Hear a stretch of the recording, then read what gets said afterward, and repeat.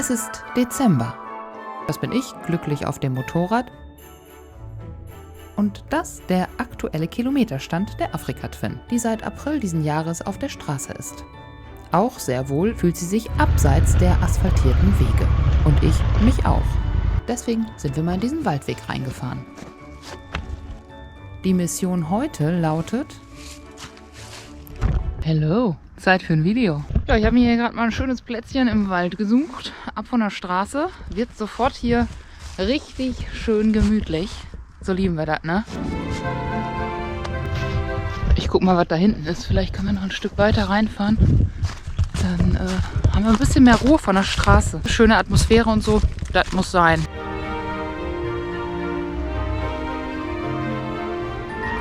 Ja, eigentlich wollte ich so mit Lichterkette und so, aber habe ich vergessen.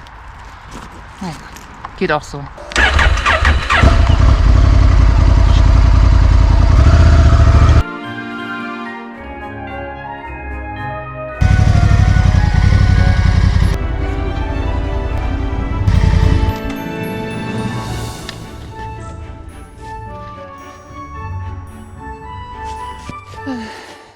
Alles ja noch nicht so richtig, wie das ist, ne? Ist egal jetzt. Ich hoffe, dass ich jetzt so drauf bin. Oh, Herbert. Passt dazu. Ja, die Jacke ist im Weg. Ja. Okay, nee, das geht so nicht. Oh. Immer das Gleiche hier. Kameras ohne Ende, aber die gute Position ist immer das Big Problem. Mikro ist natürlich auch jetzt hier gleich wieder völlig verschütt. So. Okay. Jo. Ich brauche irgendwas zum Hinsetzen. Irgendwas, worauf ich mich draufsetzen kann. Hätte ich voll gerne. Dann knie ich mich hin. Ja, Leute, 16.000 Kilometer mit der CRF 1100 in diesem Jahr. Ich habe die Maschine ja im April mit 0 Kilometern bei Honda abgeholt. Und jetzt haben wir Dezember und gerade eben hat sie die 16.000 Kilometer voll gemacht. Und ich bin ja dieses Jahr auch auf vielen Events gewesen, wie zum Beispiel die Honda Adventure Roads, der X-Ride. Und habe da auch nochmal über 4.000 Kilometer gemacht und mit Queenie auch, sodass ich dieses Jahr echt endlich mal wieder auf die 20.000 Kilometer gekommen bin mit dem Motorrad. Das ist seit meinem ersten Jahr, wo ich den Motorradführerschein gemacht habe, das erste Mal wieder. Also ich bin in meinem ersten Jahr mit dem Motorrad 20.000 Kilometer gefahren mit der Queenie. Ciao, ciao! Da bin ich allerdings auch ab und zu mal zur Arbeit gefahren damit. Dieses Jahr war meine Arbeitsstelle ja zu Hause. Ich habe mich ja 2025 hauptberuflich selbstständig gemacht. Das heißt, mein Angestelltenverhältnis Ende 2024 gekündigt. Und ja, habe dann immer zu Hause gearbeitet, wenn ich nicht gerade auf Reisen war. Und dazu kann ich euch jetzt gerade mal ein aktuelles Statement geben, weil sich das jetzt geändert hat. Ich habe jetzt in diesem Jahr sehr viele Erkenntnisse sammeln dürfen, die mich zu dem Entschluss gebracht haben, mich wieder anstellen zu lassen. What? Und kann jetzt schon mal sagen, ich habe echt einen sehr, sehr, sehr coolen Job gefunden, der mich zurzeit total erfüllt und ich gehe da so gerne hin. Das ist echt ein Geschenk. Also mein größtes Weihnachtsgeschenk ist das definitiv. Wir steigen da mal gerade kurz ein, weil ich glaube, das ist was vielleicht einigen von euch helfen kann, mit ihrem Job glücklicher zu sein. Ich weiß nämlich, dass ich, als ich das letzte Mal so angestellt war, immer dachte so, boah, ey, das wäre bestimmt richtig cool, wenn man einfach mal ganz viel Zeit hat für sich und die Dinge, die man so liebt, wie jetzt das Motorradfahren, die Videos zu schneiden und so. Und da war das echt cool, dass ich 2024 mit Honda diese Kooperation gestartet habe. Das war ja auch alles gar nicht so abzusehen. Also ich war ja schon selbstständig seit 2021. Also sobald ich damit Geld verdient habe mit YouTube, musste ich das ja auch anmelden als Gewerbe. Und 2024 kam dann Honda auf mich zu und sagte: „Ey Caro, hast du Lust, mal ein neues Motorrad zu fahren, eine neue Afrika Twin?“ Da habe ich das natürlich gemacht, weil ich einfach dachte: „Geil, cool, einfach mal neue Erfahrungen mit einem neuen Motorrad machen.“ Und wem bietet sich schon mal die Möglichkeit, mit so einer großen Marke zusammenzuarbeiten? Und das war für mich echt die Chance, auch mehr in die Selbstständigkeit zu gehen.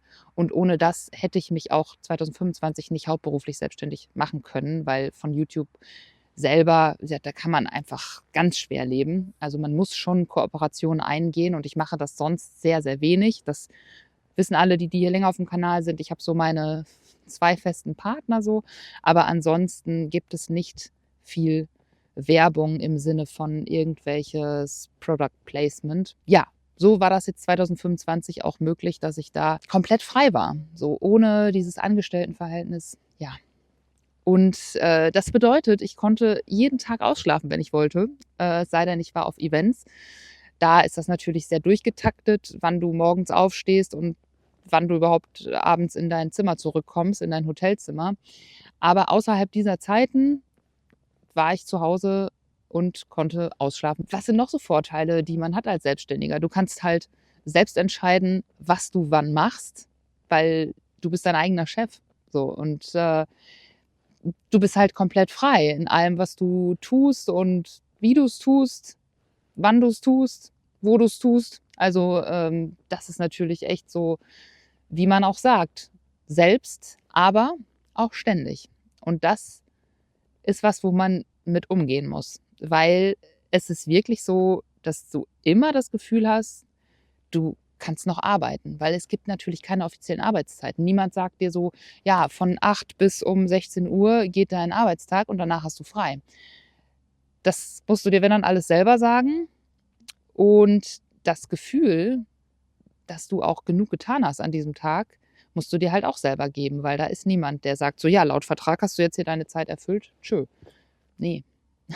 Und, grad wenn man was total gerne macht und so sich da so akribisch rein begibt, dann kann das halt auch mal sehr schnell sein, dass es zu viel Raum hat in deinem Leben. Und das war, glaube ich, jetzt so das letzte Jahr bei mir so, dass Motorradfahren so das große Ding war, woraus mein Leben bestand. Und daneben gab's halt nicht viel außer Fitnessstudio. Und ja, sonst haben wir eigentlich echt nicht viel gemacht. Wir sind mal ein zweimal mit dem Van weggefahren, aber das eine Mal war auch nach Assen zur Rennstrecke und, das andere Mal sind wir Kanufahren gegangen. Das war auch sehr schön. Da habe ich auch so 'n kleines Reel drüber gedreht. Aber es ist halt wirklich so dein Leben. Du lebst dafür. Und das birgt wiederum die Gefahr, dass du dir deine Leidenschaft kaputt machst, weil es nicht mehr so ist, dass du aufs Motorrad steigst und denkst so: „Wuhu, geil, endlich mal Freiheit erleben“, denn du hast nur Freiheit.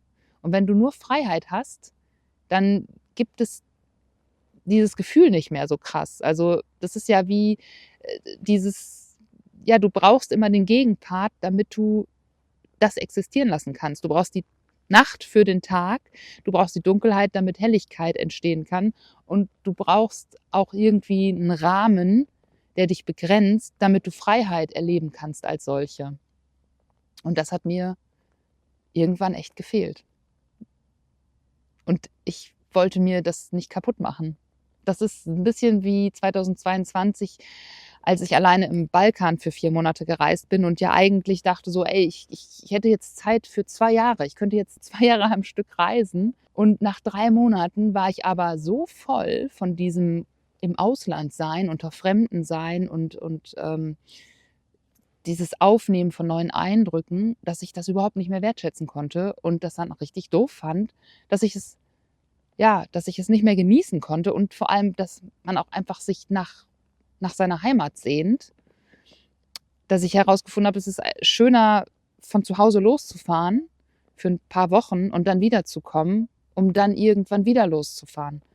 Und, das war zwar jetzt dieses Jahr so, dass ich das machen konnte, dass ich auch immer wieder nach Hause gekommen bin, aber es war insgesamt einfach echt, sehr, sehr, sehr viel und, ich bin vielleicht auch nicht 100% dieser Event-Typ, weil, dafür musst du halt auch gemacht sein so. Also, ich liebe das, auf neue Leute zu treffen, neue Menschen kennenzulernen und so, aber ich ziehe meine Kraft vor allem aus dem Alleine-Sein, aus dem, alleine reisen und auch aus den Begegnungen mit Menschen, die mir halt vertraut sind.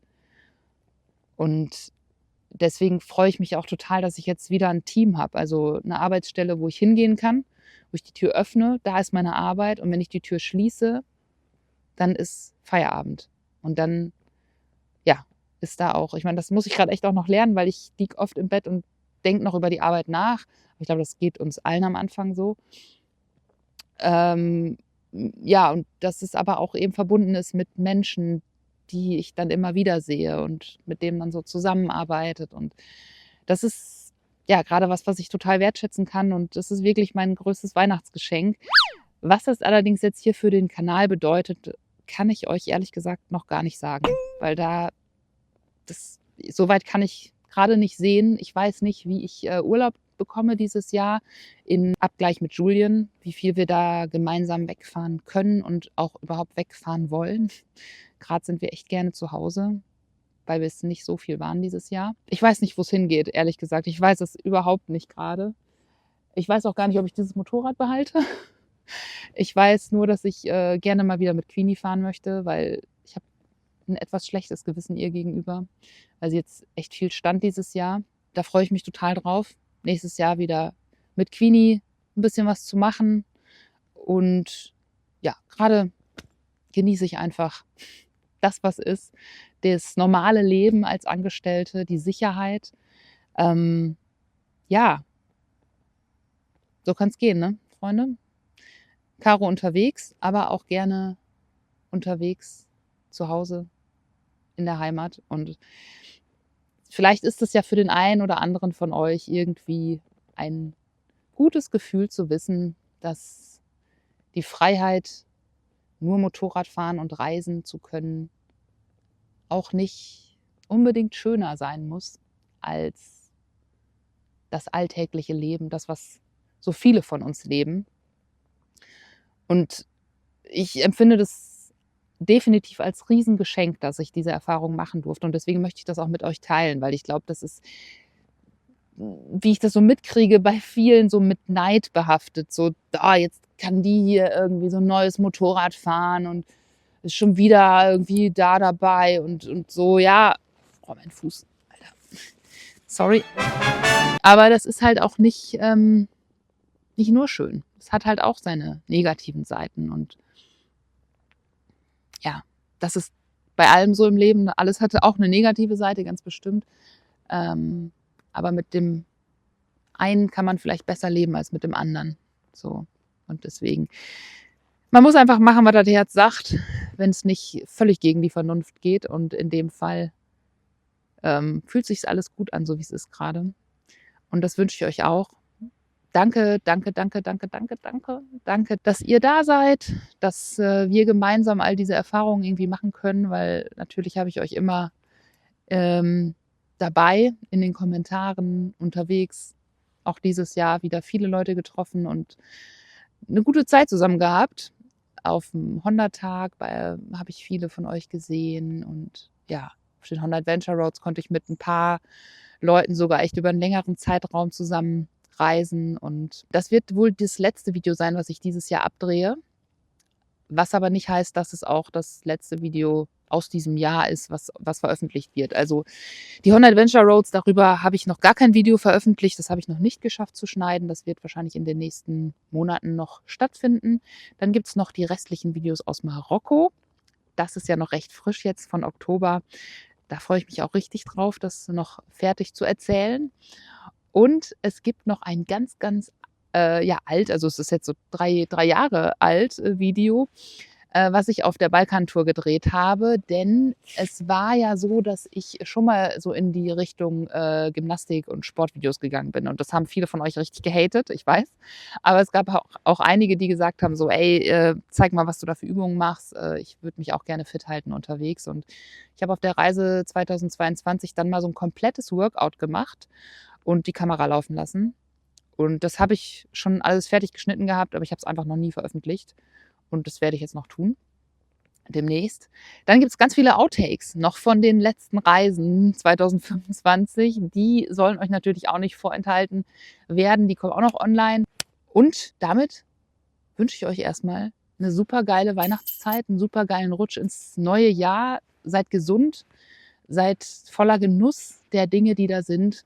Und ja, ich bin immer wieder überrascht, was das Leben bereithält für mich. Und ich freue mich total, euch da auch weiterhin mitzunehmen auf diese Reise, weil das Leben ist einfach die abenteuerlichste Reise, die es gibt. Und man weiß nie, was als nächstes kommt. Und selten bleiben die Dinge so, wie sie sind, weil das Leben ist Veränderung. Und das ist echt sau spannend, finde ich. Okay, Leute, ich fahre jetzt mal hier durch den Wald wieder nach Hause und hoffe, euch geht's allen gut und sag einfach bis zum nächsten Video.